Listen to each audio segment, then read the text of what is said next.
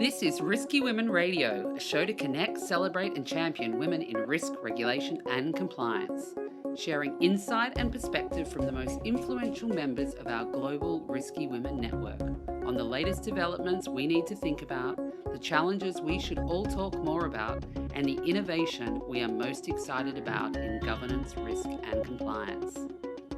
Bringing together the hundreds of senior women professionals already connected with a new emerging group of leading women and men. I'm Kimberly Cole, your Chief Risky Woman. And I think I think when you talk to startups, right, and you think through that, I think one of the concerns they have, and I ran into this at AWS, is not having compliance, right, and privacy slow down the innovation. Right. And so how do you get over that culture piece? How does Zoom do that in a way that doesn't slow down their innovation and ability to scale? That's a great question, Christine. Look, I think there's always going to be that narrative that floats around out there that whether it's compliance or ethics or privacy or security, that it, unfortunately, a lot of innovators do believe that it slows down the gears, right? The magic.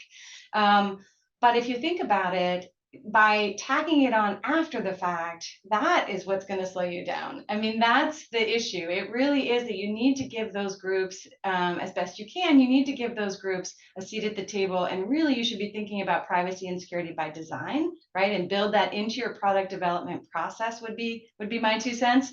Because if you find out at the end that whatever awesome, amazing thing that you've just built doesn't comply with GDPR or doesn't comply with CCPA, or you didn't think about something that's really key to one of your customers, because again, they really do want privacy and security, and they want their tool and their vendor and their companies they deal with to be in compliance, right? That's the advantage for them if it's built in.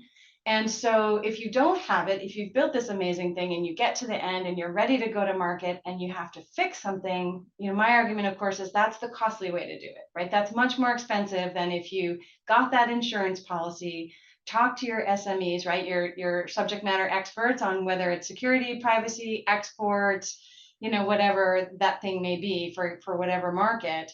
If you can kind of have those conversations on the front end, that's and make sure that your processes, by the way, I'm moving into the part 2 now. I'm trying to get those voices on the front end is number 1.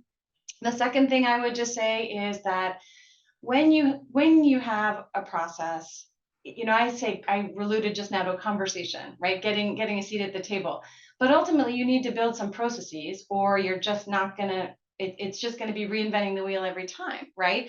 And so risk professionals, compliance professionals, it sounds a bit, like it's the catchphrase, forgive me for it, but, you need to make sure your processes are repeatable, scalable, auditable.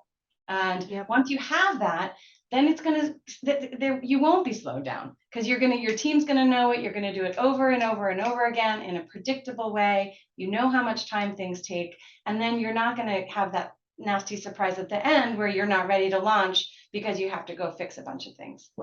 Yep. Great advice. Absolutely agree. 1000%. And so, it goes back to that term is, smooth is fast, right? So when you have versus, trying to speed through and you're on a bumpy road, right, you're going to get slowed down. So that's right. I think one of my colleagues also says, go fast, but don't rush.